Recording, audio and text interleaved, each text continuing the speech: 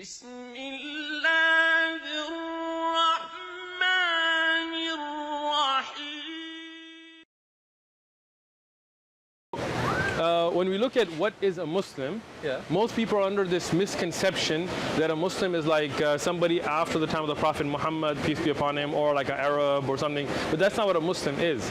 By definition, anybody who submits themselves to their creator, in Arabic it's called aslama. To submit, then you become a Muslim, right? So if you look at Abraham or Moses or Jesus, all of them, they did the work of their creator. They did the work of their Lord. They submitted themselves to their creator. So they were all Muslim. Like, we believe in the same religion they believed in. The problem got to be, you look like you're well read, people corrupted their message later. So they made, like look at Jesus, right? Jesus, in the Bible, he prayed falling head down, putting his head on the ground. Right? But most churches, if you've ever been to, have you seen anybody pray with their head down? No, right? You see them like singing or dancing or, but not the way Jesus prayed, right? How did Jesus dress? How did Jesus look? You look at a priest today or a minister, they don't look like Jesus. They don't emulate him in his appearance. They don't emulate him in his way of prayer, right? If you look at how Jesus lived a kosher lifestyle, right? Most Christians don't keep to the kosher laws anymore. Jesus was circumcised. These people are not circumcised. Why? Because they took that religion and then they infused, they infused paganism into it. Right? Like, think about this. Especially through Catholicism, man. Like what? Through Catholicism. Catholicism, very true. I mean, like, if you go to what's the first commandment? Listen, O Israel, your Lord is one. Right? What's the second commandment? Don't worship idols. Don't worship false deities, right? You go to any Catholic church, especially Catholic church, what's the first thing you see? All the saints. Statues. I was saying that the other day, was I not? See, you're on there. You're up there. That's why I like open-minded people. Of the big three, It's not right. Islamic, Jewish, or Christian. Excellent. But you believe in God, right? A creator. A creator. That's it. So we don't believe. Take anything you like. It's all free. You have a Quran? I don't. You do now. I would love a copy. There you go, man. That's very cool. Are you going to share, or do you want one of your own? We'll share. All right. If you want one, it's all free. We don't. That's okay. All right. So think about this, right? You do believe in a creator. We believe in a creator. That creator is not going to be a man. It's not going to be a monkey. Like, it's not going to be a cow. It's going to be something greater than that, right? Yeah. A creator created all of this, these mountains, trees, grass, skies, universes. Who knows how many other alien beings are there? Like, we don't know, right? We don't know what else is out there, but that creator would be greater than all of that. It's not somebody you can put up on a cross and like stab at them and stuff, right? Like think it through. That's what the Gnostics said, right? Right. Jesus wasn't, Gnostics, human, so to speak. the Gnostics had their own deeper thought into, and I studied the Gnostic strand of Christianity, right? Where they felt they knew of an inner meaning and things, right? And that's interesting, but the problem gets to be, whether you're agnostic or Gnostic, if you're following the Christian doctrine, you're still going back to the Bible. Whether you take a meaning out of it like the Gnostics did of a hidden meaning, or the apparent, like most Christians and Catholics and so on, but the problem is that Bible is corrupted, right? It's got clear contradictions. It's got things that really don't. Missing books. They're missing books. Even the books that we have, as I can tell, were in Koine Greek, way after Jesus. These are not the actual disciples sitting and writing. If you read Peter, most of the disciples were illiterate, right? They couldn't read or write. They were fishermen. They were Aramaic-speaking fishermen. Some of them, Matthew, for example, he could probably read and write, but he didn't author. This is the gospel according to Matthew, which was written, and you can look it up online. You can read Dr. Bart Ehrman or whatever. These were written by anonymous authors, right? So let me give you an example. This is my Bible. As you can tell, I've read it a lot, right? So if you look at the genealogy of Jesus, right? This is in Matthew, and you can, if you want, take a picture or something. So you can look it up at home. It's not like I doctored this myself or something, right? No. So under Matthew, this is the King James Version, chapter 1, verse 16. You will say, and Jacob begotten Joseph. So Joseph was the son of Jacob.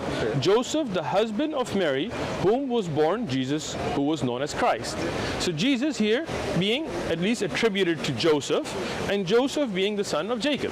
Very clear. And you can go up all the way up the chain, right? Now, in the same Bible, if you go under Luke, right?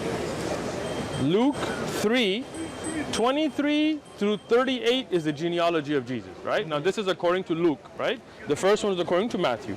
Here you have, now Jesus himself began his ministry at the age of 30 years of age, being, and in parentheses they put, as supposed, the son of Joseph, the son of Heli. So who's the father of Joseph here? Heli. Yeah. When earlier it was Jacob, right? So what I did is I did a writing compared side by side, right? So I wrote out both accounts. So this is according to Matthew, starts with Jesus, goes all the way back to Abraham. And this is according to Luke, starts with Jesus, goes all the way back to Abraham. If you read the names, and I just wrote it out side by side, you can read it in the Bible, right? You will find that all the way to David, they're totally different. Not only are they, and it's not like somebody had two names, like, you know, Christians always come with like the most funny things, like, oh, one of them is the genealogy of Mary. No, it says begotten and son of, which neither one would be for Mary, right? They're for Joseph, very clearly, right? Now, here, Joseph is the son of Jacob, son of Matan, son of Elazar, son of Elud. So it's not like one person had two names either, right?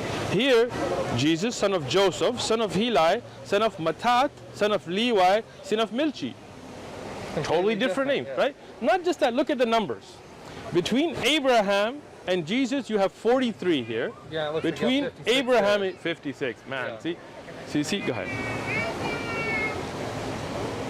Yeah, and take a picture of the actual verse so you can, you know. We do have a Bible actually. Yeah. Excellent. When you go home, take a look at it. We'll do. Right? And then I'll show you in, this is in Luke.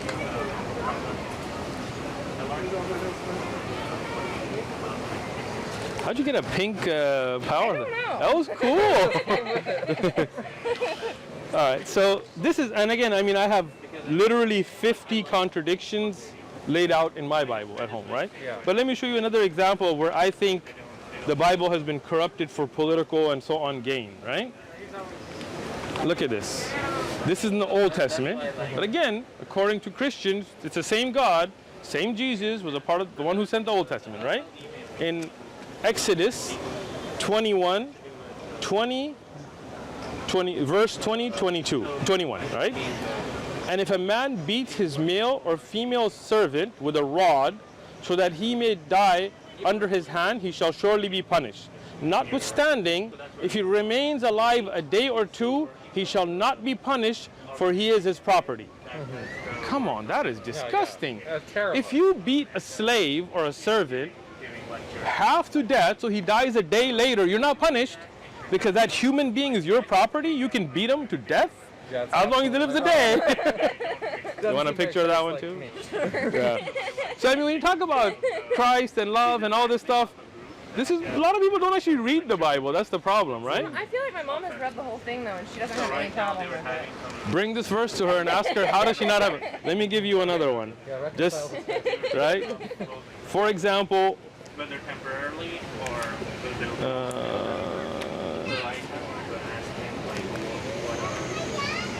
I have too many. Please take it. and we can Take it. It's all free. This is 1 Samuel chapter 15, verse 3. It says, now go and attack Amalek and utterly destroy all that they have. And do not spare them, but kill both man and woman, infant and nursing child, ox and sheep, camel and donkey. Completely eradicated, right? It's off the face of the planet. Infant, nursing children, not one child, not some particular child, not some Just every one of them. genocide, Yeah, right? absolutely. I'm sure Hitler liked that verse. Well, thank you very much for showing us. No problem. we don't have too Just much out time of to keep talking. curiosity, Yeah, no problem. what made you decide to start doing this? We come out here just to share the message of Islam, right? Yeah. Like I was raised going to church and stuff, right? And I that's why you look at my Bible, because I was raised going to church, Bible studies on Wednesdays and Saturdays, twice a week, right? And reading through the Bible and talking to priests, I realized this is not the Word of God, Yeah. right? So you're just kind of trying to help everybody. Right, so when I became a Muslim, when I chose to be a Muslim, then I decided that I want to open up lines of communication with people like yourself, right? Because if I don't, what are you going to do? Watch Fox News and learn about Islam, right? Like that's not really a good source to know, right? Right? So I'd rather come out here and have these kind of conversations, give out free. We put our own money together, we buy this, we don't try to get you to sign up for anything, we don't want anything from you, just so you can at least have an understanding about each other. And hopefully, if you read that message and if you like it, we don't force anybody, but it might guide you towards something. Like you said, you believe in a creator already, right? Yeah. But the whole idea of this, the church and the Pope and all these preachers and rabbis and their own interpretations, it's off-putting, and for me too, right? But Islam is a very spiritual religion. It's a religion that, like if you want to confess in Islam, you don't go to some child molester in a box and tell him, you know, forgive me, Father, for I have sinned, and he's like, tell me about it in detail. Right? No, instead, you repent to God yourself. Like you go and pray on your own. You wake up at night, nobody sees you, you raise your hands, you pray, and God will forgive you, right? Like, so that's a beautiful message, right? So we love to share that message, right? Yeah. So that's it. Yeah. Excellent. Have a great day. Thank you.